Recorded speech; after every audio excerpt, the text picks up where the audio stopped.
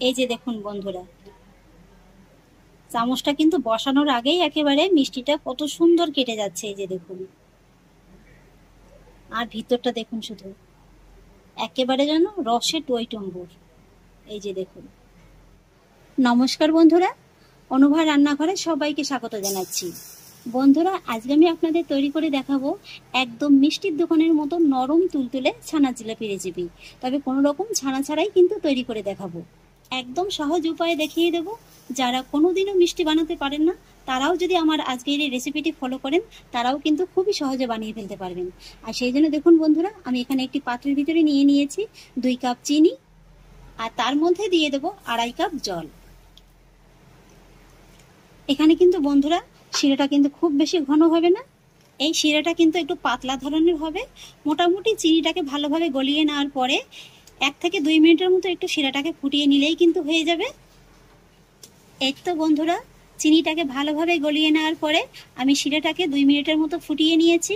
চিনির শিরাটা কিন্তু একেবারে রেডি হয়ে গেছে। এবার গ্যাসের ফ্লেমটাকে অফ করে দেবো, আর তারপরেই চিনি শিরাটাকে ঢাকা চাপা দিয়ে একটি জায়গায় সরিয়ে রাখবো। এবার বন্ধুরা, ছানা জিলাপিটা তৈরি করার জন্য আমি ডোটি তৈরি করে নেবো, আর সেই জন্য বড় একটি জায়গা নিয়ে নিয়েছি। তবে তার আগে দেখিয়ে দিচ্ছি, এখানে দেখুন আমি নিয়ে নিয়েছি বড় একটি এলাচ আর 1 টুকরোর মতো জায়ফল। মিষ্টির দোকানে ছানা জিলাপির ভিতরে কিন্তু এই দুটো উপকরণের গুঁড়ো অবশ্যই দেওয়া হয়, তাই আপনাদের হাতের কাছে যদি থাকে তাহলে অবশ্যই দেবেন, তাহলে কিন্তু মিষ্টিটা খেতে একদম দোকানের মতো লাগবে। তবে পুরোটা কিন্তু লাগবে না, এ থেকে অল্প একটু পরিমাণে নিয়ে আমি গুঁড়ো করে নেব।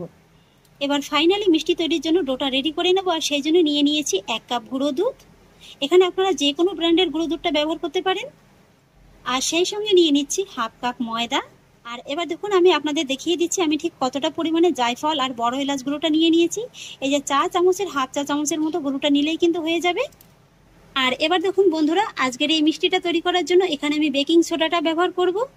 এইভাবে 2 চিমটির মতো নিয়ে নেব, 2 চিমটির মতো নিয়ে নিলেই কিন্তু হয়ে যাবে। এই যে দেখুন।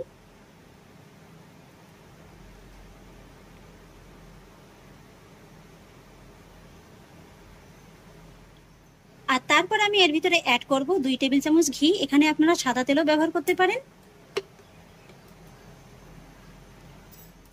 এবার ঘিয়ের সঙ্গে এই ময়দার গুঁড়ো দুধটাকে এইভাবে খুব ভালোভাবে মাখিয়ে নেব। এইভাবে কিন্তু ময়ামটাকে অবশ্যই খুব ভালোভাবে দিয়ে দিতে হবে। এইভাবে মাখাতে মাখাতে দেখবেন যে এর ভিতরে কিন্তু খুব সুন্দর একটা দানাদার ভাব চলে এসছে। এইভাবে প্রায় 3 থেকে 4 মিনিটের মতো সময় নিয়ে কিন্তু ময়ামটাকে অবশ্যই ভালোভাবে দিয়ে দিতে হবে। আর ময়ামটা দিয়ে দেওয়ার পরে দেখবেন যে এর ভিতরে টেক্সচারটা ঠিক এরকমই আসছে। এরকম চাপ দিলে মুঠোর মতো হয়ে যাচ্ছে, আবার চাপ দিলে কিন্তু ঝুরঝুর করে পড়ে যাচ্ছে। আর এবার দেখুন বন্ধুরা, এখানে আমি নিয়ে নিয়েছি 5 টেবিল চামচের মতো দুধ। দুধটাকে আমি আগেই জাল করে ভালোভাবে ঠান্ডা করে নিয়েছি। তবে পুরো দুধটা কিন্তু একবারে দেবো না, এইভাবে অল্প একটু করে দেবো। তারপরে এই ময়দার গুঁড়ো দুধটাকে খুব ভালোভাবে মাখিয়ে নেব।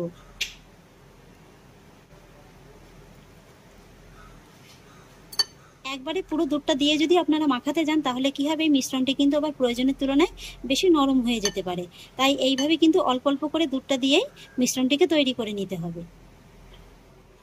এই যে দেখুন বন্ধুরা, অল্প অল্প করে দুধ দিয়ে কিন্তু আমি ডোটিকে খুব সুন্দর করে রেডি করে নিয়েছি।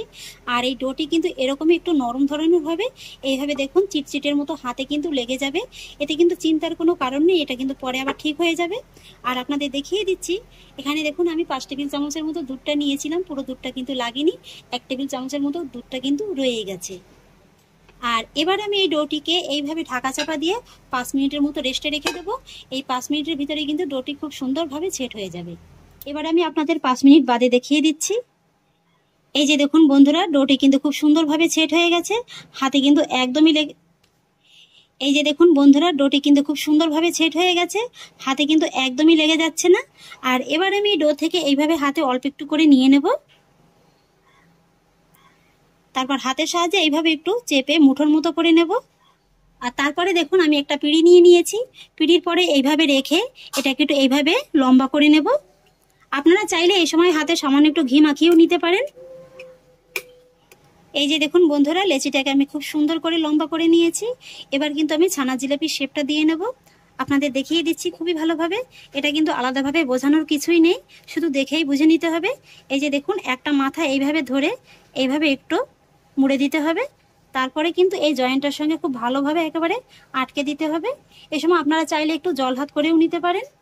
তারপর এইভাবে ধরে ঘুরিয়ে ঘুরিয়ে কিন্তু জিলাপির শেপটা দিয়ে নিতে হবে।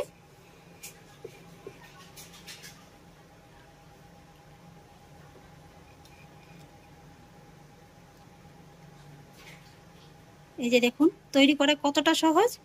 তারপরে এইভাবে ধরে একটু এই মাথাটা এর সঙ্গে জয়েন করে দিতে হবে, খুব ভালোভাবে কিন্তু চেপে দিতে হবে। এই যে দেখুন বন্ধুরা, আমার একটা কিন্তু ছানা জিলাপি শেপ দেওয়া হয়ে গেল। আমি আপনাদের আরও একটি তৈরি করে দেখিয়ে দিচ্ছি।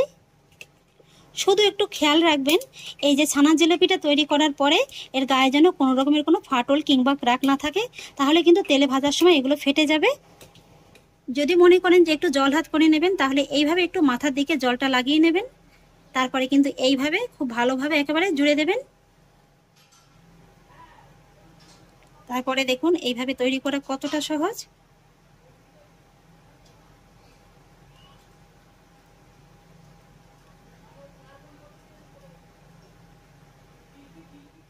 আবারও এই মাথায় একটু জল হাত করে নেবেন। তারপরে এইভাবে ধরে এইভাবে জুড়ে দিলেই কিন্তু হয়ে যাবে।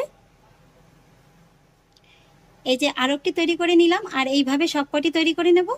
এই যে বন্ধুরা, এক এক করে সমস্ত মিষ্টিগুলোকে আমি তৈরি করে নিয়েছি। এবার আমি মিষ্টিগুলোকে সব ভেজে নেব, আর সেই জন্য কড়াইতে দিয়ে দেবো পর্যাপ্ত পরিমাণে সাদা তেল। তেলটাকে কিন্তু মিডিয়াম লো আঁচে হালকা গরম করে নেব। তেলটাকে হালকা গরম করে নিয়েছি। এবার মিষ্টিগুলো এক এক করে তেলের ভিতরে ছেড়ে দেব। এই সময় কিন্তু গ্যাসের আঁচটাকে মিডিয়াম লোতেই রাখতে হবে। আর এই যে মিষ্টিগুলো ছেড়ে দেওয়ার পর আপনাদের দেখিয়ে দিচ্ছি। এই যে দেখুন, নিশ্চয়ই দেখে বুঝতে পারছেন যে তেলটাকে ঠিক কেমনভাবে গরম করে নিতে হবে। এই যে মিষ্টিগুলো ছাড়ার পরে কিন্তু খুব বেশি বুদবুদানি উঠবে না, সাইড থেকে হালকা একটু বুদবুদানি উঠবে। ঠিক এইভাবেই কিন্তু তেলটাকে হালকা গরম করে নিতে হবে। আর একবারে কিন্তু সবগুলো মিষ্টি দিয়ে ভাজতে যাবেন না, যেহেতু এই মিষ্টিগুলো তেলে ভাজার পর একটু ফুলে যাবে, সেক্ষেত্রে মিষ্টিগুলো উল্টে পাল্টে ভাজার জন্য কিন্তু একটু সমস্যা হবে।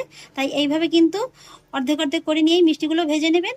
আর প্রথম অবস্থায় মিষ্টিগুলো একদম নাড়াচাড়া কোনো প্রয়োজন নেই, এইভাবে মিডিয়াম লো অবস্থায় রেখে দিতে হবে ততক্ষণই যতক্ষণ না পর্যন্ত মিষ্টিগুলো নিজের থেকে উপরে ভেসে উঠছে।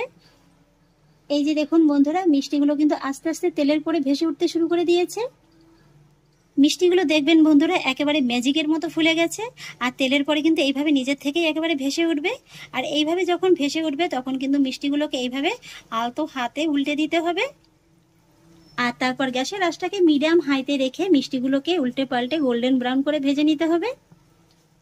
এই যে দেখুন বন্ধুরা, মিষ্টিগুলোকে আমি খুব সুন্দর করে উল্টে পাল্টে ভেজে নিয়েছি। একদম দোকানের যে ছানা জিলিপির কালারটা হয় সেইভাবেই কিন্তু ডিপ ব্রাউন করে আমি মিষ্টিগুলোকে ভেজে নিয়েছি। আর মিষ্টিগুলো দেখুন বন্ধুরা, একটাও কিন্তু ফেটে যায়নি। আমি যেভাবে আপনাদের মাখার পদ্ধতিটা দেখিয়ে দিয়েছি, এইভাবে যদি মেখে নেন এবং ভেজে নেওয়ার পদ্ধতিটা যেভাবে বলে দিলাম এইভাবে যদি ভেজে নেন, তাহলে কিন্তু কোনো মিষ্টিই ফেটে যাবে না। এবার আমি এই মিষ্টিগুলোকে সব গরম তেল থেকে তুলে নেব। তবে তুলে নেওয়ার আগে কিন্তু গ্যাসের ফ্লেমটাকে আমি হাইতে দিয়েই মিষ্টিগুলোকে সব তুলে নেব। তাহলে কি হবে, এই যে তেলটা, অতিরিক্ত তেলটা কিন্তু মিষ্টির ভিতরে ঢুকতে পারবে না। এই যে দেখুন বন্ধুরা, কত সুন্দর করে মিষ্টিগুলোকে ভেজে নিয়েছি। তেলটাকে ভালোভাবে ঝরিয়ে নেব। একই রকম ভাবে বাকি মিষ্টিগুলোকেও ভেজে নেব। এবার বন্ধুরা, মিষ্টিগুলোকে আমি সব চিনি শিরার ভিতরে দিয়ে দেবো। এই যে দেখুন, মিষ্টিটাকে কিন্তু ঠিক এইভাবে হালকা একটু ঠান্ডা করে নিতে হবে। এই যে দেখুন, হাতে ধরে আছি, তবে হাতে কিন্তু গরম তাপটা খুব বেশি লাগছে না। ঠিক এইভাবেই কিন্তু মিষ্টিগুলোকে ঠান্ডা করে নিতে হবে। আর চিনি শিরাটা যেহেতু আমি আগেই তৈরি করেছিলাম, তাই ঠান্ডা হয়ে গেছে, তাই কিন্তু ফ্লেমটাকে আবারও অন করে দিয়েছি। এবার আমি একটা একটা করে মিষ্টি এই গরম শিরার ভিতরে দিয়ে দেবো। আর মিষ্টিগুলো শিরার ভিতরে দিয়ে দেওয়ার পরে কিন্তু গ্যাসের ফ্লেমটাকে মিডিয়াম লোতে রেখে মিষ্টিগুলোকে এইভাবে শিরার ভিতরে 4 থেকে 5 মিনিটের মতো একটু ফুটিয়ে নিতে হবে।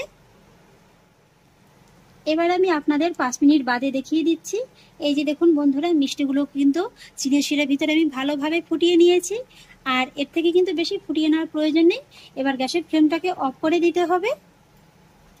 আর তারপরে এই মিষ্টিগুলোকে এইভাবে ঢাকা চাপা দিয়ে 2 ঘন্টার মতো রেখে দিতে হবে। তবে আপনারা যদি মিষ্টিগুলো রাতে করেন তাহলে সারা রাতও ভিজিয়ে রাখতে পারেন, তাহলে কিন্তু আরও ভালো হবে। ফিরে এলাম 2 ঘন্টা বাদে। এবার ঢাকাটাকে তুলে দেখিয়ে দিচ্ছি। এই যে দেখুন বন্ধুরা, মিষ্টিগুলো কত সুন্দর চিনি শিরাটাকে সোক করে নিয়েছে। আর ফুলে দেখুন মিষ্টিগুলো যেন একেবারে ডবল হয়ে গেছে। আর এই যে দেখুন কতটা নরম হয়েছে। নিশ্চয়ই দেখে বুঝতে পারছেন যে চিনি শিরাটা কত সুন্দর সোক করে নিয়েছে। এই যে দেখুন, মিষ্টিগুলোকে দেখুন বন্ধুরা, আমি একটি সার্ভিং প্লেটে সার্ভ করে নিয়েছি, আর দেখার একটু সৌন্দর্যের জন্য উপর থেকে কিছুটা পরিমাণে কাজু বাদাম কুচি ছড়িয়ে দিয়েছি। এবার একটা মিষ্টি আমি আপনাদের একটু কেটে দেখিয়ে দিচ্ছি যেগুলো কতটা নরম হয়েছে। এই যে দেখুন বন্ধুরা, চামচটা কিন্তু বসানোর আগেই একেবারে মিষ্টিটা কত সুন্দর কেটে যাচ্ছে। এই যে দেখুন, আর ভিতরটা দেখুন, শুধু একেবারে যেন রসে টইটম্বুর। এই যে দেখুন, ভিতরটা দেখুন বন্ধুরা কত সুন্দর একেবারে জালিদার হয়েছে। পুরো চিনির রসটা কিন্তু খুব সুন্দরভাবে একেবারে সোক করে নিয়েছে। এইভাবে একবার ছানার জিলাপি বানিয়ে দেখুন, এরপর থেকে কিন্তু আর চড়া দাম দিয়ে মিষ্টির দোকান দিয়ে ছানার জিলাপি খেতে মনই চাইবে না। যে কোনোদিনও মিষ্টি তৈরি করতে পারে না, সেও কিন্তু একবার দেখলে খুব সহজেই বানিয়ে ফেলতে পারবে। এই যে দেখুন বন্ধুরা, 100% গ্যারান্টি দিচ্ছি, একবার দেখলেই কিন্তু বানিয়ে ফেলতে পারবেন। তাহলে বন্ধুরা, আজকের আমার এই রেসিপিটি আপনাদের কেমন লাগলো? আশা করছি ভালো লেগেছে। যদি ভালো লেগে থাকে তাহলে আমাকে অবশ্যই একটা লাইক এবং কমেন্ট করবেন, সেই সঙ্গে বন্ধুদের সঙ্গে শেয়ার করবেন। আর প্লিজ বন্ধুরা, যদি আমার পরিবারের নতুন সদস্য হয়ে থাকেন তাহলে একটা সাবস্ক্রাইব করে পাশে থাকা বেল আইকনটি প্রেস করে দেবেন। ফিরে আসছি এরকমই পরের অন্য কোনো নতুন রেসিপি নিয়ে। সবাই ভালো থাকুন, সুস্থ থাকুন, ধন্যবাদ।